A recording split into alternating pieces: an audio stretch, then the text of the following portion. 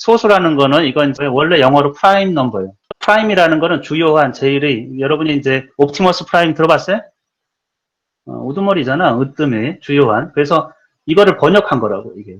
그럼 소라는 게 무슨 뜻이냐면 이게 본디 소자예요. 근본이란 뜻이에요. 본디, 본질. 그러니까 원소할 때 소자예요. 원소. 원소라는 건 뭐예요? 더 이상 쪼개지지 않는 본질적인 거죠.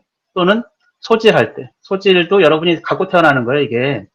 그러니까 본질적인 거라는 거예요. 이 소자라는 건 본질, 원소, 근본적인 거. 그래서 어떤 의미냐면 더 이상 쪼개지지 않는다는 뜻이에요.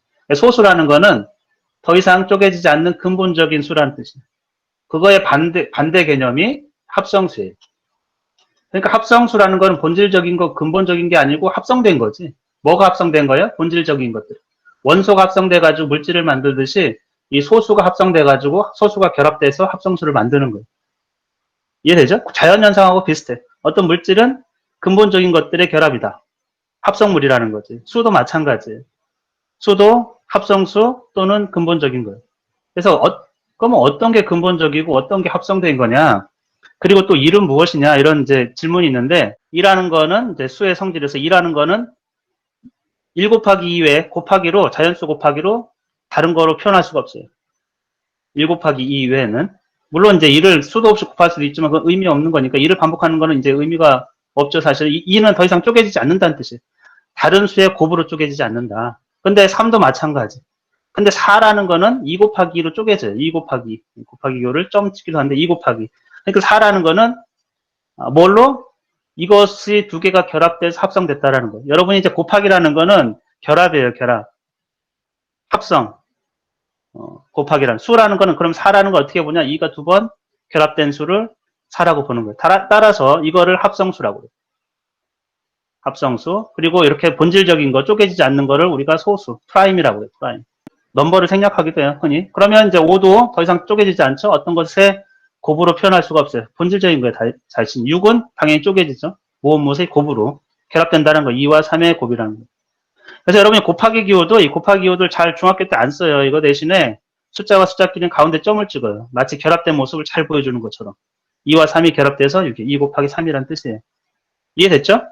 그럼 여러분이 소수가 무엇이고 합성수가 무엇인지 알겠죠? 그러니까 자연수는 전부 다 자기 자신이 소수이거나 합성수 중에 하나인데 오직 1이 예외야. 1이. 그래서 여기 보면 자연수라는 게 이렇게 돼 있죠? 1이 하나 있네. 그치?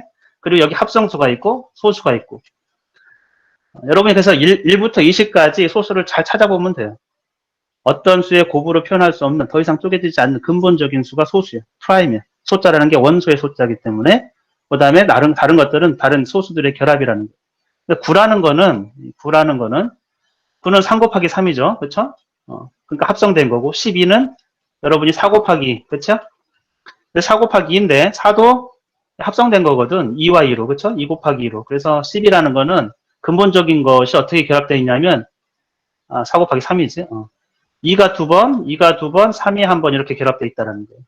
이해됐어요? 그러니까 모든 수를 근본적인 수의 결합으로 보는 거예요. 12는 합성수인데 어떤 근본적인 수들, 소수들로 결합되어 있는가 이런 것들을 이제 뒤에서 보게 될 거예요. 그럼 1은 무엇이냐? 아까 질문했는데 1은 뭐 난제냐? 그럼 여러분이 자연수가 뭔지를 알아야겠지? 자연수를 지금 1과 소수와 합성수라고 표현했어요.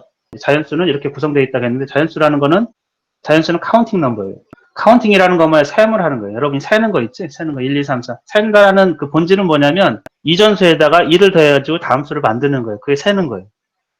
덧셈, 뺄셈, 곱셈, 나눗셈이 다 셈인 이유는 여러분이 곱하기 결과 있죠? 2 곱하기 3. 이건 당연히 3을 2층으로 싼 거거든요. 이게 3을 2층으로 3 더하기 3이지. 또는 2 더하기 2 더하기.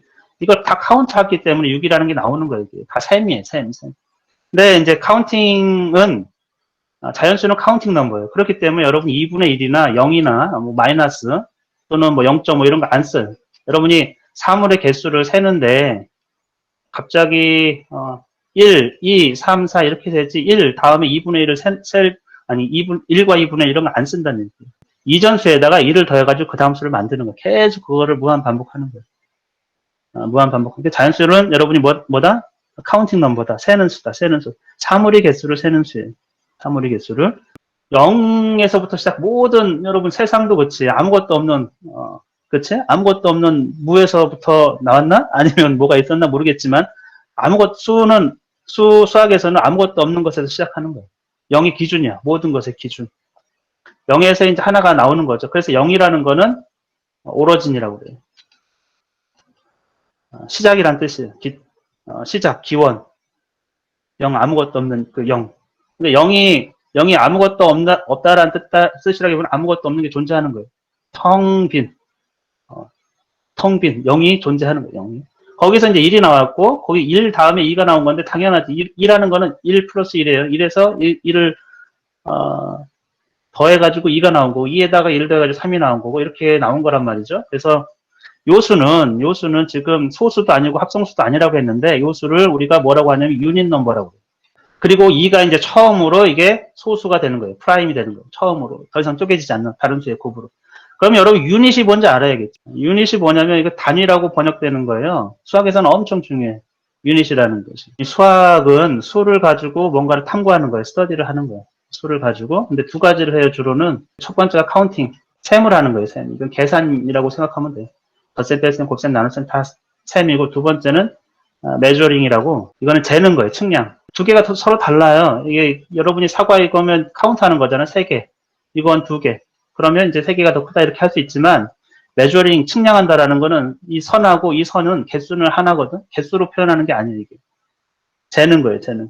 첫 번째 거하고 두 번째 것이 두 번째 게 큰데 얼마나 큰가. 이거는 이거에 비해서 하나 크잖아. 이렇게 알 수 있는데 수량화 시켜야 되겠지? 알 수 있는데 얘는 모르니까 이때 우리가 필요한 게 단위예요. 단위. 공통으로 셀 수 있는 어떤 크기예요. 예를 들면 얘가 2개 들어가고 얘도 그러면 이 단위가 몇 개 들어가요? 4개 들어간다 이렇게 할 수 있겠지. 그래서 측량한 데는 측량할 때 기준이 되는 그 하나를 얘기하는 거 기준이 되는 그 하나. 그거를 카운트하는 거예요.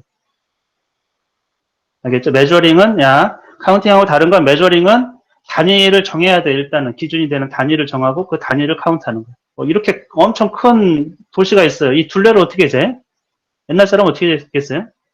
둘레의 길이 당연히 단위가 필요하고 옛날에 이집트 사람들은 이렇게 밧줄에다가 매듭을 졌어요. 매듭. 그러니까 단위라는 건 이 기준이에요. 요거 하나. 이 하나를 재면 이걸 계속 카피하는 거예요. 그것이 하나 기준이 되는 그 하나가 단위. 그리고 영어로 유닛이라고 하고 유닛을 재는 거예요. 여기다가 유닛을 계속 옛날에 이제 이렇게 넓은 거는 밧줄을 가지고 계속 매듭을 복사하는 거죠. 유닛을. 그래서 이 매듭의 개수를 카운트하는 거예요. 그것이 측량하는 기본이에요. 무게를 재는 것도 마찬가지. 무게의 기준 추를 정해가지고 이것의 개수를 세는 거예요. 저울에다 달아가지고. 이해됐죠? 그러면 그렇기 때문에 유닛이라는 거는 사실 하나를 얘기하는 그 기준. 모든 수의 기준은 이 하나가 존재함으로써 2라는 거는 똑같은 것이 두 개 있는 거예요. 1과 1이 있어가지고 2가 나온 거예요. 그래서 1이라는 건 유닛 넘버인데 그러면 왜 1은 왜 소수가 아니니까 근본적 수가 아닌가? 왜냐하면 성격이 완전히 달라서 그래요. 예를 들면 6이라는 거는 2와 3의 결합이죠. 이렇게. 모든 합성수는 하나의 유일한 형태의 그 결합 그 구조를 가지고 있어요. 뒤에 소인수 분해하겠지만. 그러면 1은 곱해지잖아요. 이렇게 1은. 그러니까 이 1은 어디에도 그냥 1은 뭐 수없이 결합해도 마치 되는 것처럼 보이잖아요. 그래서 이런 성질을 다루지 않는다라는 거. 1이 결합되는 건 의미가 없기 때문에. 이 소수의 성질을 여러분이 잘 보면은 약수가 오직 2개밖에 없어요. 이 소수는. 그게 근본적이라는 거예요. 왜냐하면 2라는 거는 1 곱하기 2밖에 없고 자기 자신과 1 이거밖에 약수를 안 갖고 있거든요. 3도 마찬가지고 1과 3. 왜냐하면 곱의 형태로 표현되지 않기 때문에. 2 곱하기 3이라는 게 6이라는 게 2 곱하기 3이잖아요. 곱하기로 표현되어 있잖아요. 6이. 그러면 6은 2로 나눠 떨어지는 거예요. 2로 나누면 몫이 3이 되는 거고. 6은 3으로 나눠 떨어져. 이게 약수가 되거든. 6은 당연히 1 곱하기 6도 되니까 약수가 4개가 되죠. 1, 2, 3, 6. 근데 소수는 약수가 2개밖에 없어요. 그래서 1은 약수가 하나잖아요. 1은 그렇죠? 약수가 1 자기 자신밖에 없기 때문에 약간 독특한 특성이고 소수보다도 훨씬 더 근본적인 유닛 넘버라고 생각하면 돼요. 소수보다. 그리고 나중에 소인수 분해 배울 때 한번 더 설명해 줄게. 왜 1을 소수로 선택하지 않는지.